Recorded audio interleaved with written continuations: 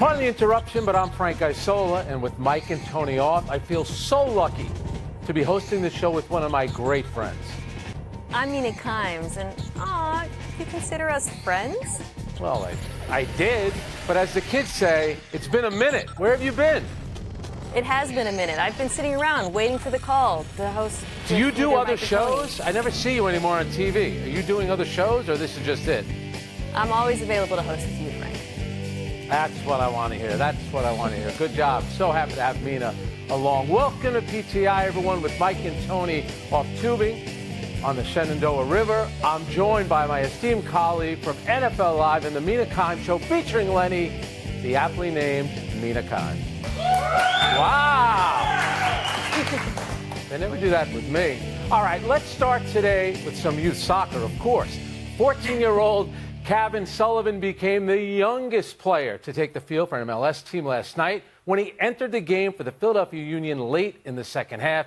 He had one shot on goal, and while he didn't score, his 20-year-old brother Quinn did in a 5-1 win over the New England Revolution. So, Mina, how do you feel about seeing a 14-year-old on the field? It makes me feel old, so I can only imagine how it makes you feel, Frank. No, in seriousness, it makes me feel optimistic about the state of American soccer. Yeah. Because it seems indicative of the fact that we are closing the gap somewhat with the rest of the world, the powerhouse countries in Europe and South America, not just because we have more young talent, but also because of the way we're finding and developing that talent. Kevin broke the record, but he's really just the tip of the spear. Yeah. 8 of the 10 youngest players to ever make their professional debuts in U.S. soccer have done so in the last 4 years. There were multiple teenagers on the pitch last night.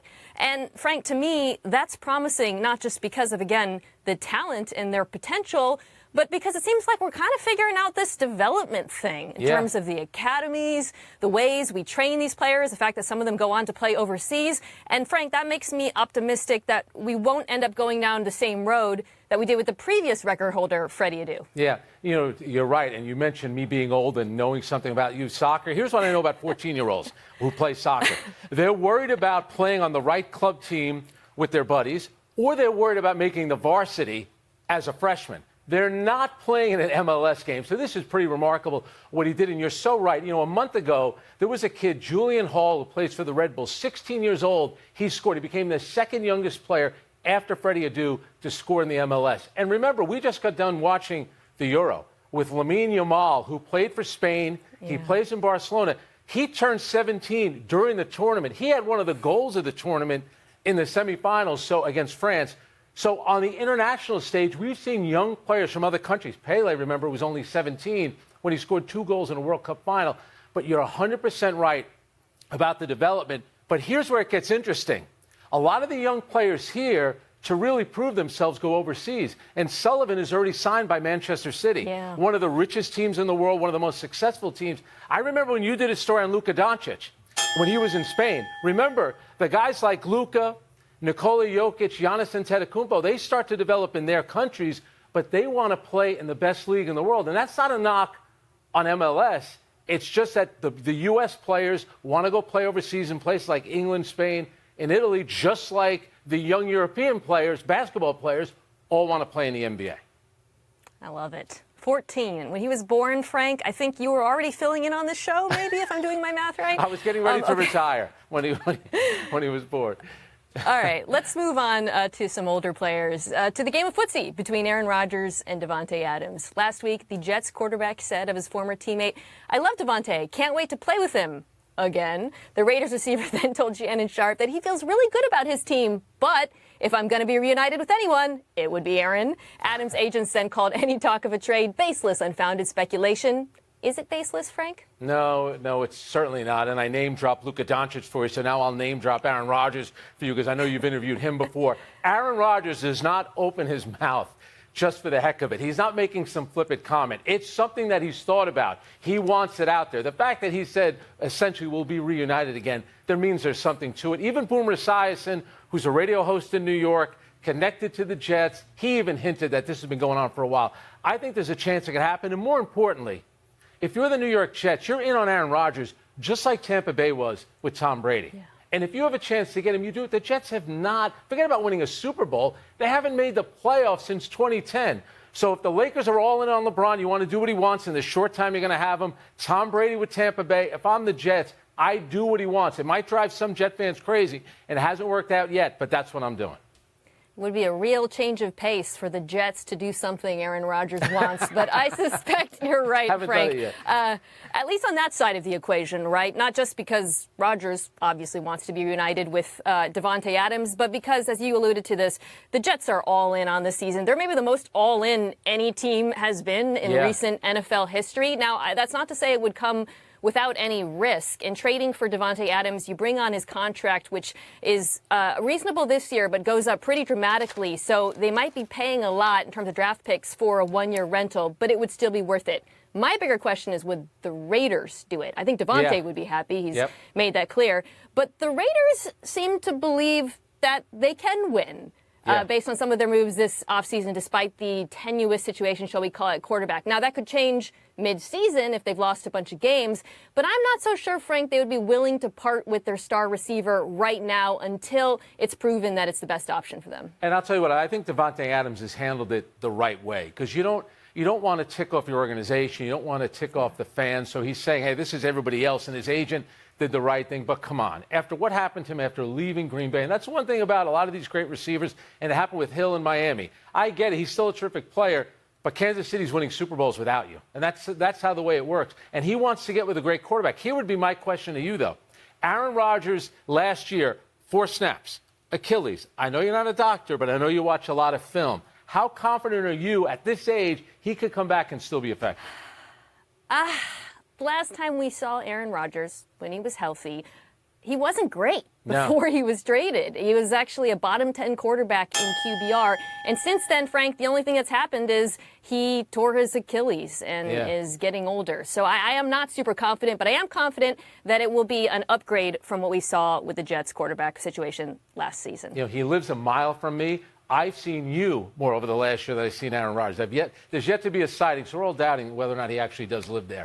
All right, baseball resumes tomorrow, and when it does, the Dodgers hope to change their recent fortunes. They've lost 6 of 7 heading into the break. They have 4 starting pitchers out of the rotation, and they're still without Mookie Betts. It's Shohei Ohtani's first pennant race, and he says he considers anything short of a World Series title a failure. So, Mina, how much of the Dodgers' second half is on his shoulders?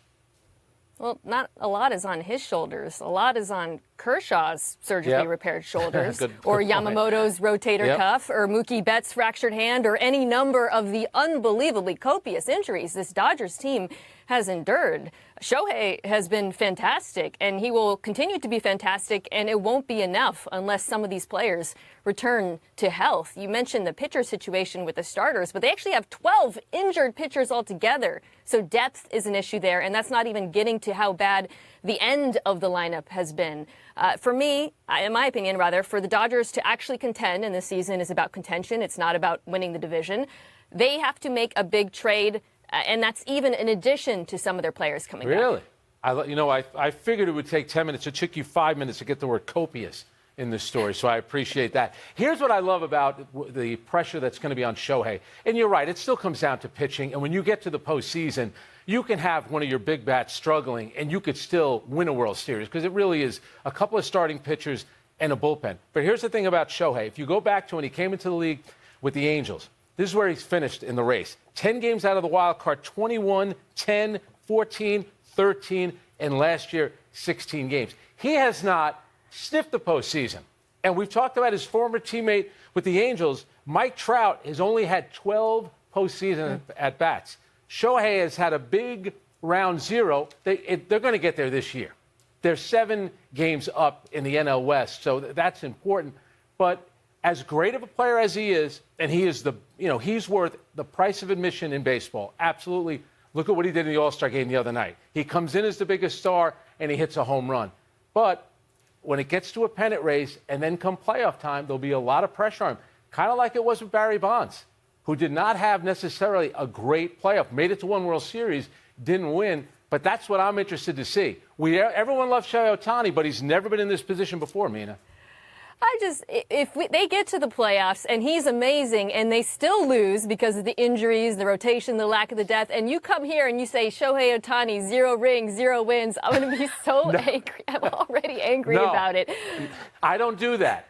You only get mad at me when I mention quarterback wins. I don't get too crazy about the rings, especially in baseball, because you need, it takes a team. By the way, Barry Bonds, like I mentioned, 245, 9 home runs in 45 postseason games. But all-time great player, all-time great hitter as well. All right, let's take a break. But coming up, the Texans and the Bears. This is right in your wheelhouse, Nina. Play a preseason game 2 weeks from tonight. Which team is more intriguing?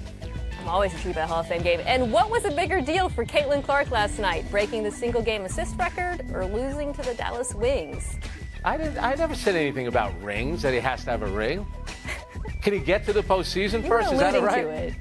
You were pre-taking the take. I felt it. It's quarterback wins I know you. And then baseball rings.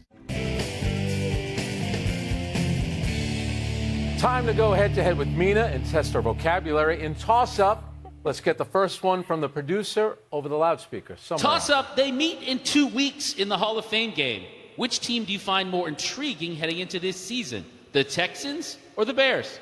Football in 2 weeks already? I'm going to guarantee it's going to be hot. I'm going to go with C.J. Stroud. He had a terrific rookie year.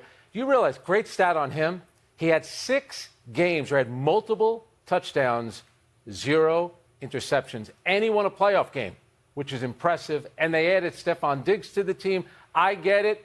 Chicago has the #1 overall pick. That's great. But this is about the development of C.J. Stroud, who went to the playoffs last year, won a game, how far he can go in year 2.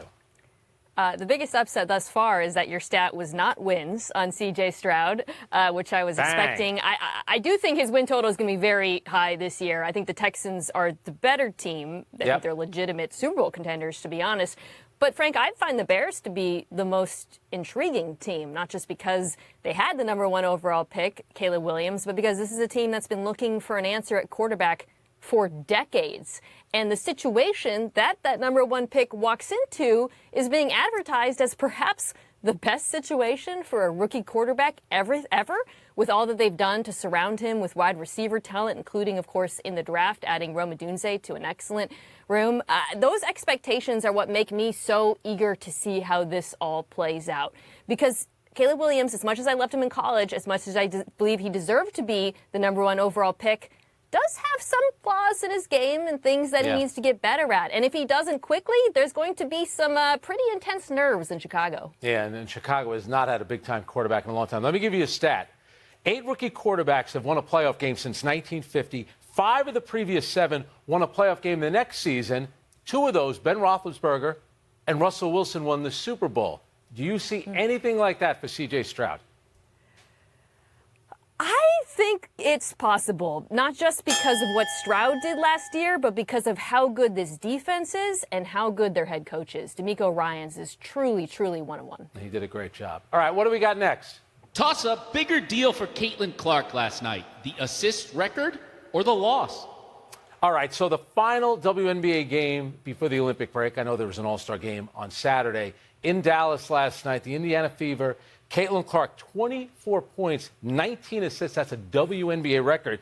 But Caitlin Clark, like all these great players in every sport, she's all about wins. And you could tell her attitude and her behavior at the end of the game. She was not happy because Dallas isn't a great team, and Indiana is 11-15 after the 3-10 start. She wants those wins. I don't think the stats mean a lot to her, and the stats have been incredible. She's all about the wins and the losses. And that, to her, is going to be the bigger stat. The stats do matter, though, not just because they solidify what I think is already a pretty clear Rookie of the Year case. Caitlin Clark on pace to shatter a number of records with her playmaking, the amount of points she either scores or contributes to, but also because they are clearly contributing to wins. Yes, not against Dallas, and you can see why that was frustrating to her, but even 11 wins thus far, Frank, is pretty close to their win total already from last season when they had only 13. This is a team that is in playoff contention despite the fact that there were obvious holes on this roster. There's a reason they were in position to take Caitlin Clark in the first place. She is contributing in terms of points with her assists and her scoring to this team at a level that is unmatched anywhere else in the league right now. We have to give her flowers both for the assists and also for what it's doing for their record. Yeah, and let's give a lot of credit here to Aaliyah Boston, who was the #1 pick 2 seasons ago. Great. She and Caitlin Clark, they're working so well together. They really have figured it out. How many times you see Aaliyah Boston just rolling to the basket, she gets a bounce pass and lays it in. And some of those assists last night from Caitlin Clark was spectacular. Here's what bothers me, though. And Caitlin Clark and Sabrina Ionescu, 2 terrific three-point shooters, they're not going to be in the three-point competition tomorrow night. What are we doing here? Does that make any sense? It's a bummer, but I'm excited to see her in the game, and I'm excited to see this team after the break because they played the hardest schedule, and this woman has not had any rest. She could be even better when she comes back. All right, let me ask you this. One more. Do you agree with me as opposed to Michael Wilbon? I'm putting Caitlin Clark and Angel Reese on the Olympic team. Everyone wants to see them in Paris. What's wrong with that? Right? I think based on what we've seen thus far, you might be right. See, you sound so much smarter when you agree with me. That's it. Let's take one last break. But still to come, Russell Westbrook is expected to join the Nuggets. Is that a good fit? And a tough day for some big names at the British Open. Name one. I know that guy. And you.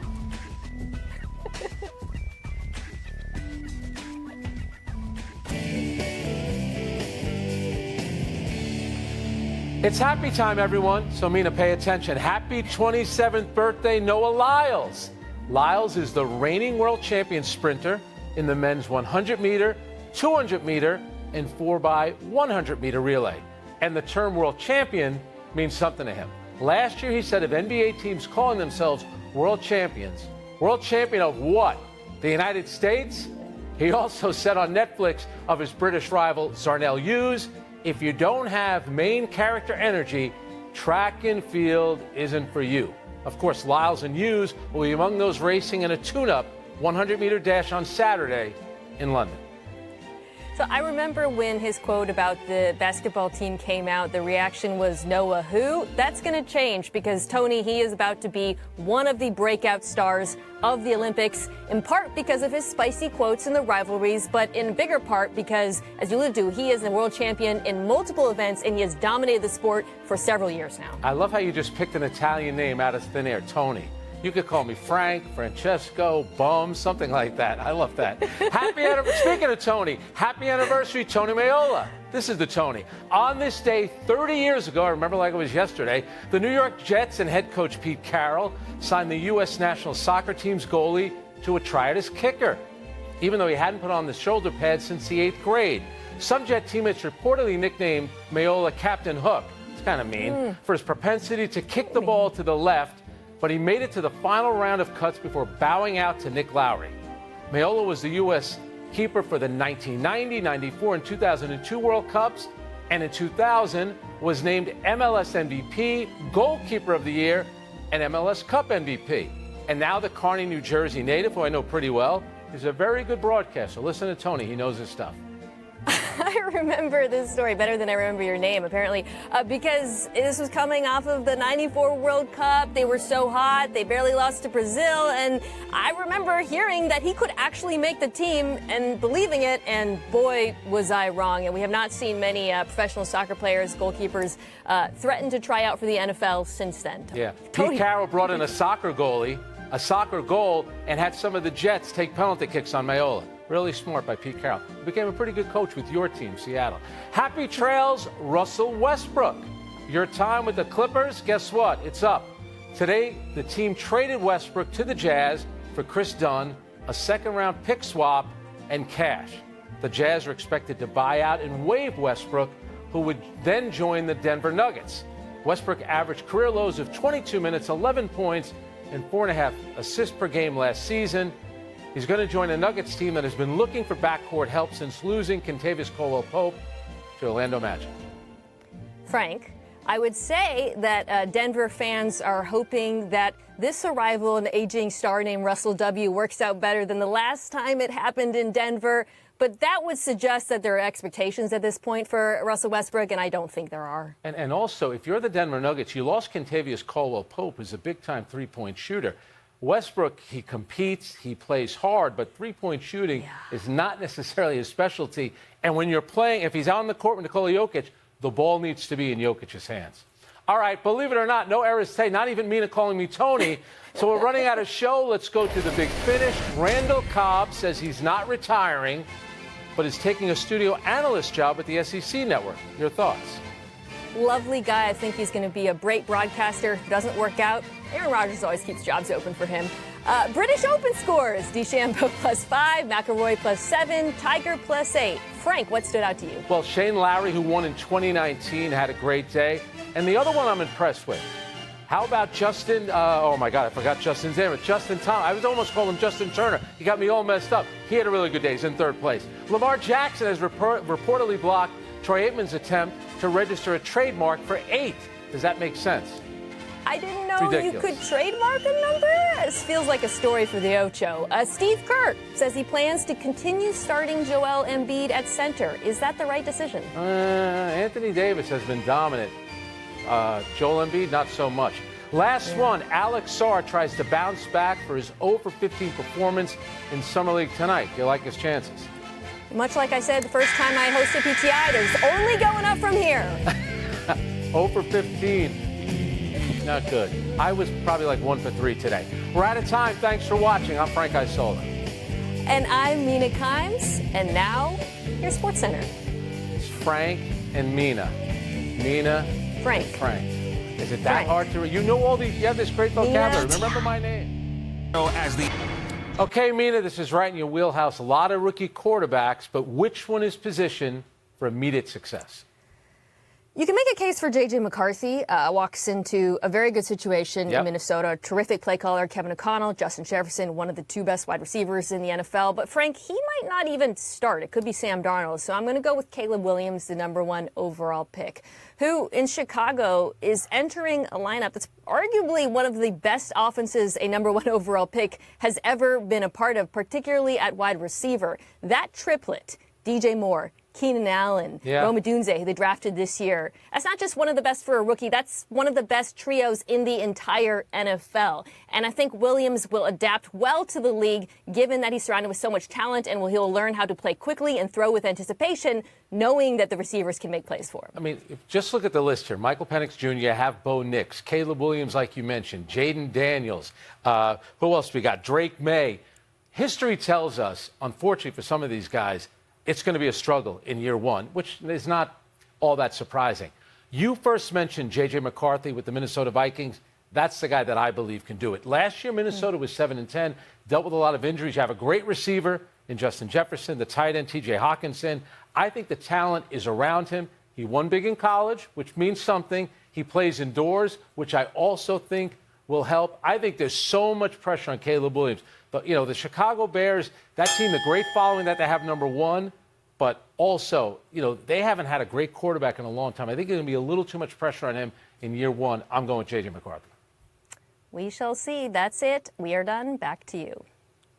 It's so soft coming.